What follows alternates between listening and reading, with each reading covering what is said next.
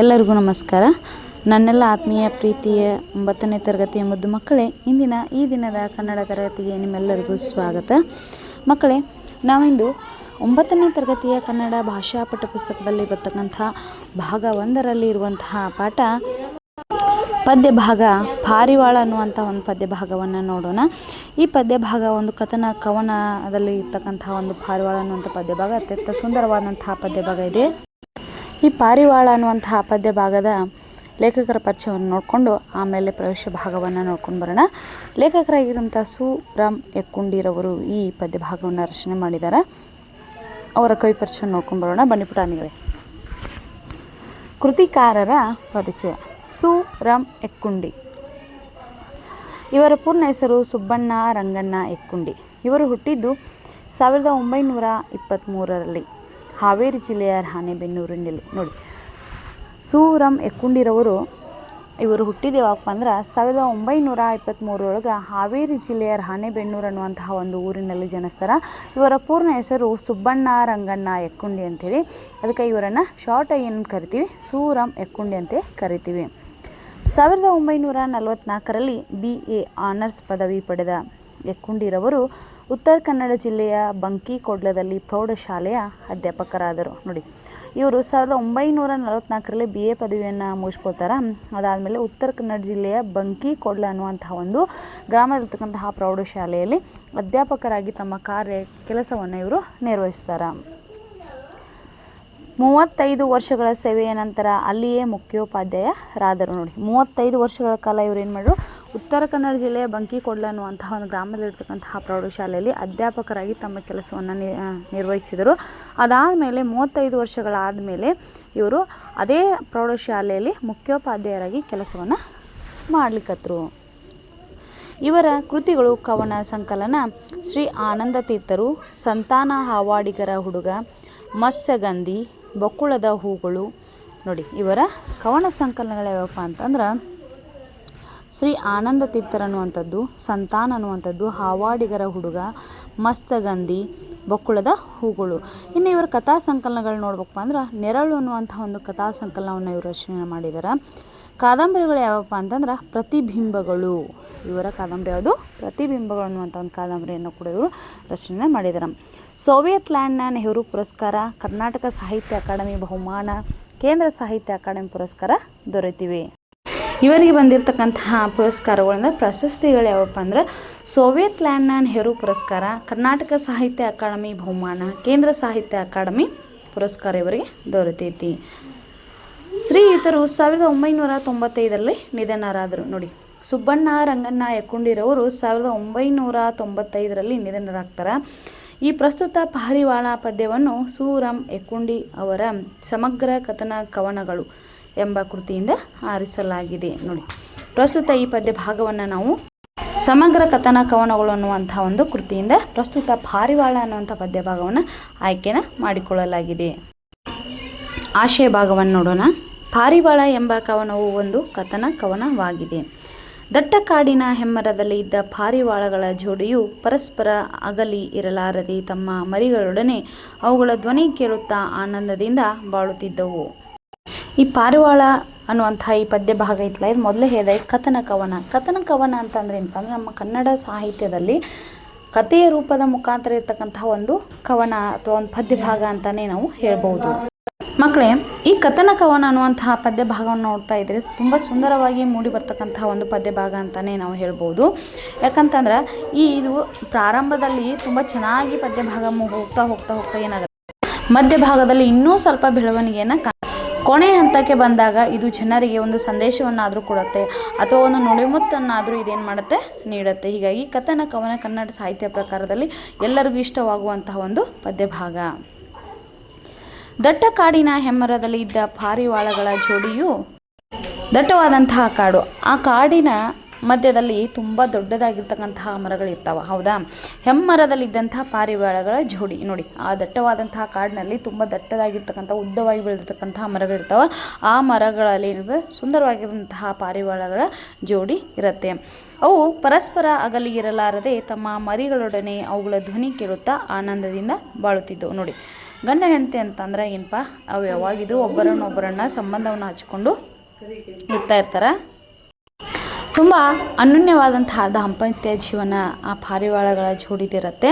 ಇವು ತಮ್ಮ ಮರಿಗಳೊಡನೆ ತಮ್ಮ ತುಂಬು ಕುಟುಂಬ ಸಂಸಾರ ಏನಂತ ಕರಿತೀವಲ್ವ, ಹಾಗೆ ಅದೇ ರೀತಿಯಾಗಿ ಪಾರಿವಾಳಗಳು ಏನು ಮಾಡ್ತಾವೆ, ತಮ್ಮ ಮರಿಗಳ ಜೊತೆ ಅವುಗಳ ಧ್ವನಿಯನ್ನು ಕೇಳ್ತಾ ಆನಂದದಿಂದ ಜೀವನವನ್ನು ನಡೆಸ್ತಾ ಇರ್ತಾವೆ.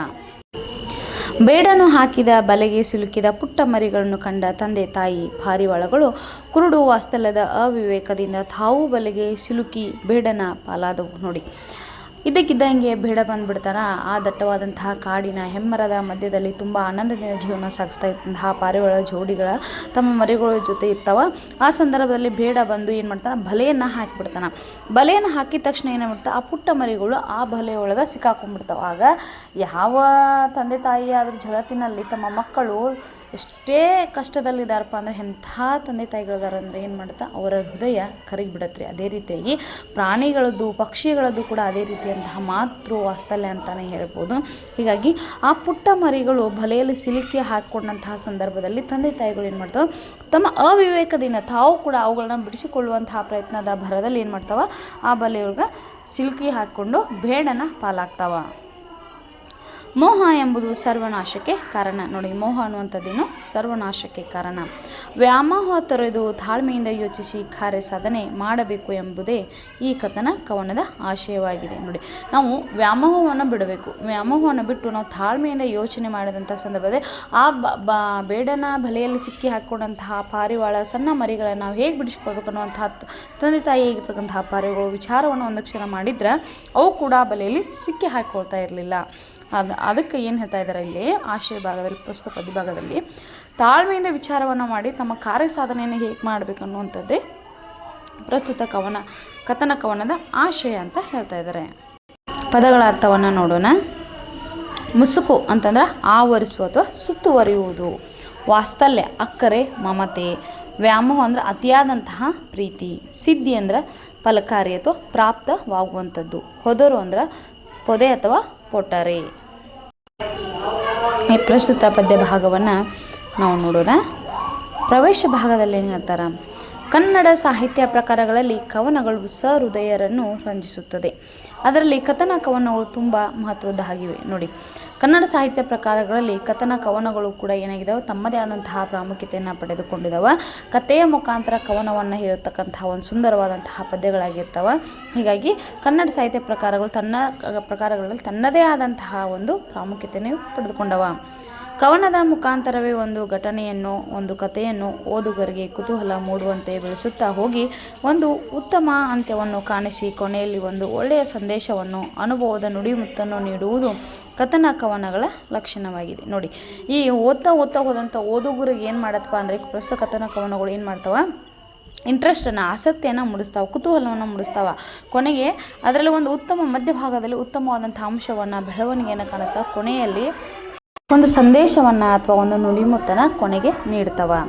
ಸೂರಂ ಎಕ್ಕುಂಡಿ ಅವರು ಕಥನ ಕವನಗಳನ್ನ ರಚಿಸುವಲ್ಲಿ ಯಶಸ್ವಿಯಾದ ಕವಿಗಳಾಗಿ ಪ್ರಸಿದ್ಧರಾಗಿದೆ. ನೋಡಿ, ಕಥನ ಕವನಗಳನ್ನ ರಚಿಸುವಲ್ಲಿ ಇವರು ಕೂಡ ಸುಪ್ರಸಿದ್ಧ ಕವಿಗಳಾಗಿ ಹೊರಹೊಮ್ಮಿದ್ದಾರೆ.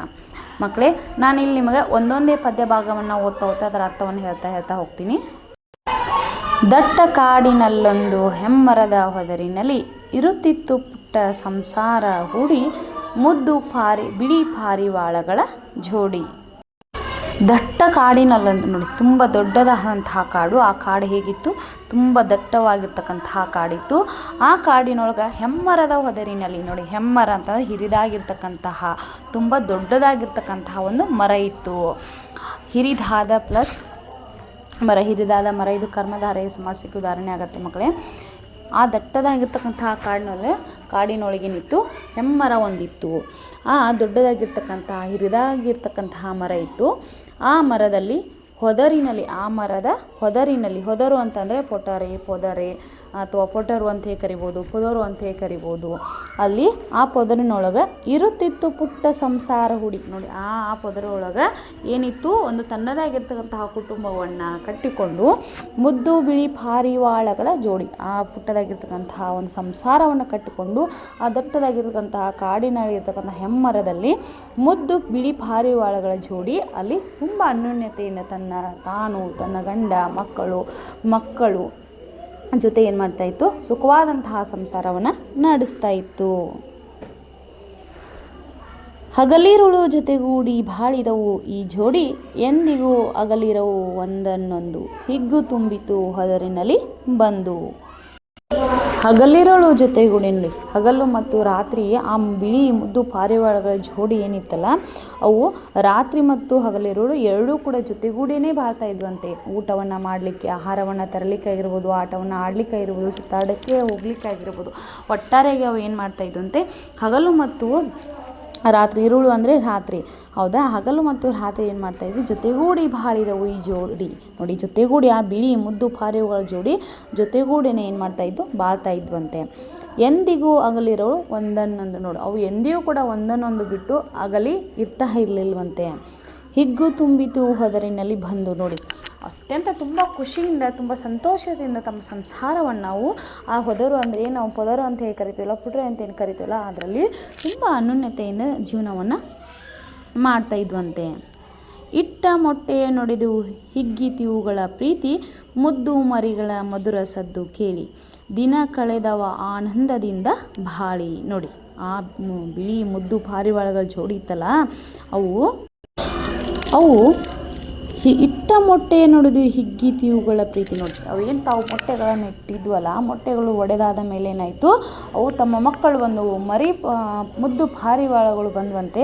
ಮುದ್ದು ಪಾರಿವಾಳಗಳು ಬಂದ ತಕ್ಷಣ ಅವುಗಳ ಪ್ರೀತಿ ಇನ್ನಷ್ಟು ಖುಷಿ ಇಮ್ಮಡಿ ಆಯಿತು, ಎರಡರಷ್ಟು ಹೆಚ್ಚಾಯಿತು.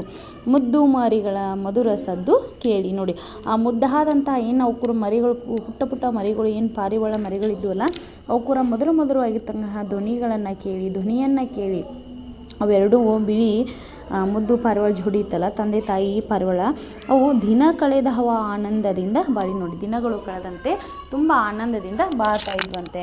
ಅಂದರೆ ಇವಾಗ ನೋಡಿ ಮಕ್ಕಳೇ, ನಮ್ಮ ಮನೆಯಲ್ಲಿ ಯಾವುದೋ ಒಂದು ಪುಟ್ಟ ಮಗು ಇತ್ತಂದರೆ ನಮಗೆ ಹೆಂಗೆ ಟೈಮ್ ಪಾಸ್ ಆಗುತ್ತೋ, ಯಾವ ರೀತಿಯಾಗಿ ಟೈಮ್ ಪಾಸ್ ಆಗುತ್ತೋ ಅನ್ನೋದೇ ಗೊತ್ತಾಗಂಗಿಲ್ಲ.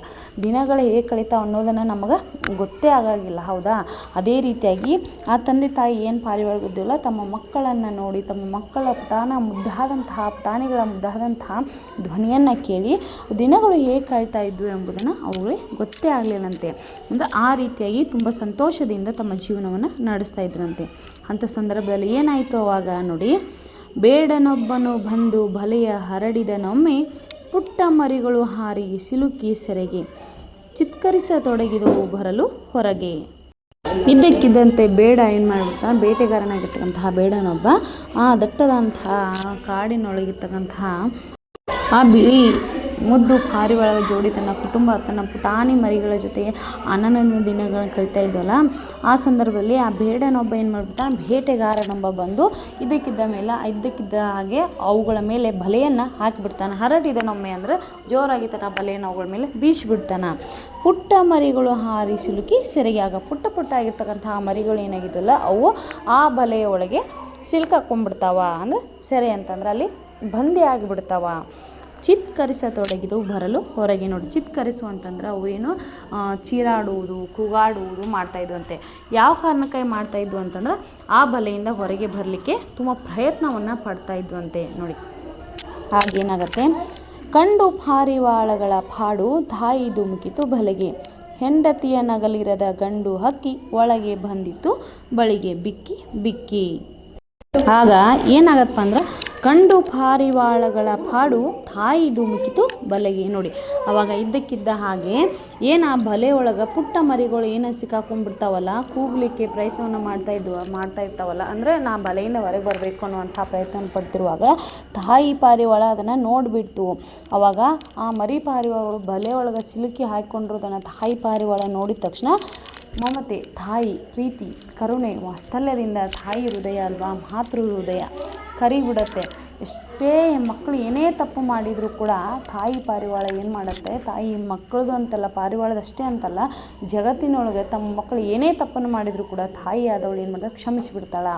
ಅಥವಾ ಅವು ಏನೇ ಮಾಡಿದ್ರು ಅವುಗಳನ್ನ ಅಪ್ಕೊಂಡ್ಬಿಡ್ತಾಳೆ ತಾಯಿ ಆದವಳು. ಹೌದಾ, ತಾಯಿ ಹೃದಯ ಮಾತೃ ಹೃದಯ ಅಂತೇಳಿ ನಾವು ಕರಿತೀವಿ.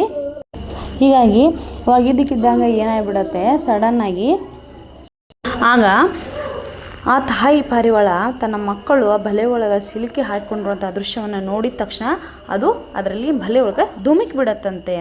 ಹೆಂಡತಿಯ ನಗಲಿರದ ಗಂಡು ಹಕ್ಕಿ, ಆಗ ಗಂಡು ಪಾರಿವಾಳ ಏನಿರುತ್ತಲ್ಲ, ತಂದೆ ಪಾರಿವಾಳ, ಅದು ಯಾವತ್ತೂ ಕೂಡ ತನ್ನ ಹೆಂಡತಿಯನ್ನು ಅಗಲಿ ಇರ್ತಾ ಇರಲಿಲ್ಲ. ಯಾಕಂದರೆ ಆಟ ಆಡಲಿಕ್ಕೆ, ಊಟವನ್ನು ಮಾಡಲಿಕ್ಕೆ, ಆಹಾರವನ್ನು ತರಲಿಕ್ಕೆ ಏನೇ ಹೋದರೂ ಕೂಡ ತಮ್ಮ ಮಕ್ಕಳ ಜೊತೆ ಗೂಡಿ ಅವೇನು ಮಾಡ್ತಾಯಿದ್ವಂತೆ, ಹೋಗ್ತಾ ಇದ್ವಿ. ತಂದೆ ತಾಯಿ ಪಾರಿವಾಳ ಇಬ್ಬರು ಜೊತೆಗಾಗೇ ಇರ್ತಾ ಇದ್ವು ಅಲ್ವಾ. ಹೀಗಾಗಿ ಹೆಂಡತಿಯನ್ನು ಒಂದು ಸಲನೂ ಬಿಟ್ಟು ಅಗಲಿ ಇರದೇ ಇರ್ತಕ್ಕಂತಹ ಗಂಡು ಪಾರಿವಾಳ ಅಂದರೆ ತಂದೆ ಪಾರಿವಾಳ ಏನು ಮಾಡುತ್ತೆ, ಒಳಗೆ ಬಂದಿತ್ತು ಬಳಿಗೆ ಬಿಕ್ಕಿ ಬಿಕ್ಕಿ, ನೋಡಿ ಬಿಕ್ಕಿ ಬಿಕ್ಕಿ ಅಂದರೆ ಅಳತಾ ಏನು ಮಾಡ್ತಾ ಆ ಬಲೆ ಒಳಗೆ ತಾನೂ ಕೂಡ ಬಂದುಬಿಡತ್ತಂತೆ. ಮುಂದೆ ನೋಡಿ ಮಕ್ಕಳು ಏನಾಗುತ್ತೆ, ಕುರುಡು ವಾಸ್ತಲ್ಯದಲ್ಲಿ ಕಳೆದುಕೊಂಡು ವಿವೇಕ, ಬಲೆಗೆ ನುಗ್ಗಿದ ಪಾರಿವಾಳ ಹಿಂಡು, ಹಸಿದ ಬೇಡನು ನಡೆದ ಹೊತ್ತುಕೊಂಡು.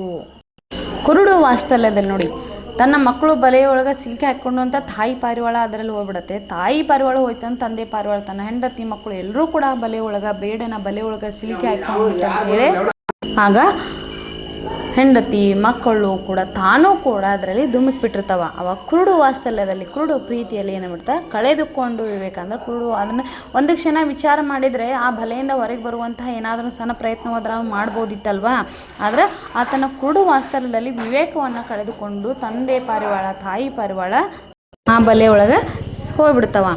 ಬಲೆಗೆ ನುಗ್ಗಿದ ಪಾರಿವಾಳ ಹಿಂಡು, ನೋಡಿ ಮಕ್ಕಳು ಹೋದು ಅಂತ ತಾಯಿ ಪಾರಿವಾಳ ಹೋಯ್ತು, ತಾಯಿ ಪಾರಿವಾಳ ಹೋತಂದ್ರೆ ತಂದೆ ಪಾರಿವಾಳ ಹೋಯ್ತು. ಹೀಗಾಗಿ ಅಷ್ಟು ಕೂಡ ತಮ್ಮ ಕುಟುಂಬ ಸಮೇತ ಏನಾದ ಬಲೆಗೆ ಹೋಗ್ಬಿಡ್ತಾವ. ಆಗೇನಾಗತ್ತೆ, ಹಸಿದ ಬೇಡನು ನಡೆದ ಹೊತ್ತುಕೊಂಡು, ನೋಡಿ ತನ್ನ ಹೊಟ್ಟೆ ಹಸಿವಿಗಾಗಿ ಪಾರಿವಾಳನ ಹಿಡಿದುಕೊಂಡು ತನ್ನ ಹೊಟ್ಟೆ ಹಸುವನ್ನು, ತನ್ನ ಕುಟುಂಬವನ್ನು ಅದ ಸುಖಿಯಾಗಿಡಬೇಕಂತೇಳಿ ಆ ಬೇಟೆಗಾರ ಕಾಡಿನೊಳಗೆ ಬಂದು ಆ ಬಲೆಯನ್ನು ಹಾಕಿ ಪಾರಿವಾಳನ ಹಿಡ್ಕೊಂಡಿದ್ದ. ಆದ್ರೆ ಆ ಹಸಿದಂತಹ ಬೇಡ ಏನು ಮಾಡಿಬಿಟ್ಟ, ಹಸಿದಂತಹ ಬೇಟೆಗಾರ ಏನು ಮಾಡಿಬಿಟ್ಟ, ಆ ಪಾರಿವಾಳಗಳನ್ನ ಹೊತ್ಕೊಂಡು ಹೊರಟು ಬಿಟ್ಟ.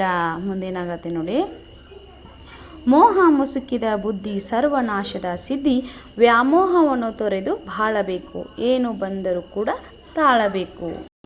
ಮೋಹ ಮುಸುಕಿದ ಬುದ್ಧಿ, ನೋಡಿ ಮೋಹ ಮುಸುಕಿದ ಬುದ್ಧಿ ಅಂತಂದರೆ ನಮಗೆ ಅತಿಯಾದಂತಹ ಆಸೆ ಇರಬಾರ್ದು. ಹೌದಾ, ಸರ್ವನಾಶದ ಸುದ್ದಿ, ನಮ್ಮ ಜೀವನದಲ್ಲಿ ನಾವು ಅತಿಯಾದಂತಹ ಆಸೆಯನ್ನು ಪಟ್ಟಿದ್ರೆ, ಅತಿಯಾದಂತಹ ವ್ಯಾಮೋಹ ಇತ್ತಂಪ ಅಂತಂದರೆ ನಮಗೆ ಏನಾಗ್ಬಿಡುತ್ತೆ, ಸರ್ವನಾಶ ಅನ್ನುವಂಥದ್ದು ಕಟ್ಟಿಟ್ಟ ಬುದ್ಧಿ. ವ್ಯಾಮೋಹವನ್ನು ತೊರೆದು ಬಾಳಬೇಕು. ನಮ್ಮ ಜೀವನದಲ್ಲಿ ನಾವು ಹೇಗೆ ಬಾಳಬೇಕಪ್ಪ ಅಂತಂದ್ರೆ, ನಾವು ವ್ಯಾಮೋಹವನ್ನು, ಅತಿಯಾಸೆಯನ್ನು ಬಿಟ್ಟು ನಾವು ಬದುಕಬೇಕು, ಬಾಳಿ ಬದುಕಿ ತೋರಿಸ್ಬೇಕು. ಏನು ಬಂದರೂ ಕೂಡ ತಾಳಬೇಕು. ನೋಡಿ, ನಮ್ಮ ಜೀವನದಲ್ಲಿ ಏನೇ ಬಂದರೂ ಕೂಡ ನಮಗೆ ಏನೇ ಇರಬೇಕು, ತಾಳ್ಮೆ ಅನ್ನುವಂಥದ್ದು ಇರಬೇಕು. ಅತಿಯಾದಂತಹ ಆಸೆಯನ್ನು ನಾವು ಯಾವುದ್ರ ಮೇಲೆ ನಾವು ಪಡಬಾರ್ದು. ಅದು ವ್ಯಕ್ತಿಯೇ ಆಗಲಿ ಅಥವಾ ಅದು ವಸ್ತುವೇ ಆಗಲಿ, ನಾವು ವ್ಯಾಮೋಹವನ್ನು ತೊರೆದು ನಾವು ಬದುಕಬೇಕು, ಬಾಳಬೇಕು. ಆಗ ನಾವು ತಾಳ್ಮೆಯಿಂದ ನಾವು ಬದುಕಿದೆ ಆದರೆ ನಮ್ಮ ಜೀವನದಲ್ಲಿ ನಾವು ಎಲ್ಲವನ್ನು ಪಡೆದುಕೊಳ್ಳಲಿಕ್ಕೆ ಸಾಧ್ಯ ಆಗತ್ತೆ. ಮಕ್ಕಳೇ, ನಾವು ಈ ಪಾರಿವಾಳ ಅನ್ನುವಂತಹ ಪದ್ಯ ಭಾಗವನ್ನು ಇಲ್ಲಿವರೆಗೂ ನೋಡಿ ಒಟ್ಟಾರೆ ಈ ಪದ್ಯ ಭಾಗದ ಕೊನೆಯ ಸಾರಾಂಶ ನಮಗೊಂದು ನೀತಿಕತೆಯನ್ನು ಅಥವಾ ಒಂದು ಸಂದೇಶವನ್ನು, ಒಂದು ನುಡಿಮತ್ತನ ಏನು ಹೇಳತ್ತಂದ್ರೆ, ತಾಳಿದವನು ಬಾಳಿಯನು. ಯಾಕಂದ್ರೆ ಆ ಪುಟ್ಟ ಮರಿಗಳು ಸಿಲುಕಿ ಹಾಕ್ಕೊಂಡವು ಅಂಥೇಳಿ ತಾಯಿ ಪಾರಿವಾಳ ಹೋಯಿತು, ತಾಯಿ ಪಾರಿವಾಳ ಹೋಯ್ತಂತೆ ತಂದೆ ಪಾರಿವಾಳ ಹೋಯಿತು. ಅವು ಒಂದೇ ಒಂದು ಕ್ಷಣ ತಾಯಿ ಆದವಳು ಅಥವಾ ತಂದೆ ಆದವಳು ಒಂದೇ ಒಂದು ಕ್ಷಣ ಏನು ಮಾಡಬೇಕಿತ್ತು, ವಿಚಾರವನ್ನು ಮಾಡಿ ತಾಳ್ಮೆಯಿಂದ ವಿಚಾರವನ್ನು ಮಾಡಿದ್ದೇ ಆದರೆ ತಮ್ಮ ಪುಟ್ಟ ಮರಿಗಳನ್ನು ಬಲೆಯಿಂದ ಹೇಗೆ ಬಿಡಿಸ್ಕೊಳ್ಬೇಕು, ಬಲೆಯಿಂದ ಹೇಗೆ ಹೊರಗೆ ತರಬೇಕು ಅನ್ನುವಂಥ ಒಂದು ಸಣ್ಣ ಪ್ರಯತ್ನವಾದರೂ ಕೂಡ ಮಾಡ್ಬೋದಿತ್ತಲ್ವ. ಅದಷ್ಟೇ ಅಲ್ಲದೆ ಕೂಡ ಆ ತಂದೆ ಪಾರಿವಾಳ ಆಗಿರ್ಬೋದು, ತಾಯಿ ಪಾರಿವಾಳ ಆಗಿರ್ಬೋದು, ಹೊಸ ಮೊಟ್ಟೆಗಳನ್ನು ಇಟ್ಟು ಮತ್ತೆ ತಮ್ಮ ಮಕ್ಕಳನ್ನು, ಅವು ಪುಟ್ಟ ಮರಿಗಳನ್ನು ಪಡಿಬೋದಾಗಿತ್ತು. ಅವು ಮೊದಲೇ ಇರ್ತಕ್ಕಂತಹ ಮರಿಗಳು ಅಂತ ಅವುಗಳ ಆಯುಷ್ಯನೇ ಇಷ್ಟ ಅಂತ ತಿಳಿದು ಮತ್ತೆ ಮೊಟ್ಟೆಯನ್ನಿಟ್ಟು ಮತ್ತೆ ಹೊಸದಾಗಿರ್ತಕ್ಕಂತಹ ಮರಿಗಳನ್ನು ನಾವು ಪಡಿಬಹುದಾಗಿತ್ತು. ಆದರೆ ಅವೇನು ಮಾಡಿಬಿಟ್ಟು ಅತಿಯಾದಂತಹ ಅವಿವೇಕತನದಿಂದ ಏನು ಮಾಡಿತ್ತು, ಬಲೆಯಲ್ಲಿ ತಾವು ಕೂಡ ಸಿಲುಕಾಯ್ಕೊಂಡು ತಮ್ಮ ಇಡೀ ಕುಟುಂಬವನ್ನು ಸರ್ವನಾಶಕ್ಕೆ ಕಾರಣ ಆಗಿಬಿಡ್ತು. ಅಂದರೆ ನಮ್ಮ ಜೀವನದಲ್ಲಿ ಯಾವುದೇ ವ್ಯಕ್ತಿ ಆಗಿರ್ಬೋದು, ಯಾವುದೇ ವಸ್ತು ಆಗಿರ್ಬೋದು, ಅವರ ಮೇಲೆ ಅಥವಾ ಅವುಗಳ ಮೇಲೆ ನಾವು ಅತಿಯಾದಂತಹ ಆಸೆ ಪ್ರೀತಿಯನ್ನು ಇಟ್ಟಿದ್ದೇ ಆದರೆ ಒಂದಲ್ಲ ಒಂದು ದಿನ ಸರ್ವನಾಶಕ್ಕೆ ಕಾರಣ ಆಗುತ್ತೆ ಅನ್ನುವಂಥದ್ದು ಪ್ರಸ್ತುತ ಪದ್ಯ ಭಾಗದ ಸಾರಾಂಶ. ಅದಕ್ಕೆ ನಮ್ಮ ಜೀವನದಲ್ಲಿ ನಮ್ಗೆ ಏನಿರಬೇಕು, ತಾಳಿದವನು ಬಾಳಿಯನು ಅನ್ನುವಂಥ ಒಂದು ಸಾರಾಂಶವನ್ನು ನಾವು ಹೊಂದಬೇಕು. ಮಕ್ಕಳೇ, ನಾವು ಇಲ್ಲಿಯವರೆಗೆ ಪಾರಿವಾಳ ಅನ್ನುವಂತಹ ಪ್ರಸ್ತುತ ಭಾಗದ ಸಂಪೂರ್ಣ ಸಾರಾಂಶವನ್ನು ನೋಡಿದ್ವಿ. ನಿಮ್ಮೆಲ್ಲರಿಗೂ ಅರ್ಥವಾಗಿದೆ ಅಂತೇಳಿ ನಾನು ಭಾವಿಸ್ತಾ ಇಂದಿನ ತರಗತಿ ವಿರಾಮವನ್ನು ನೀಡ್ತೇನೆ. ಎಲ್ಲರಿಗೂ ನಮಸ್ಕಾರ.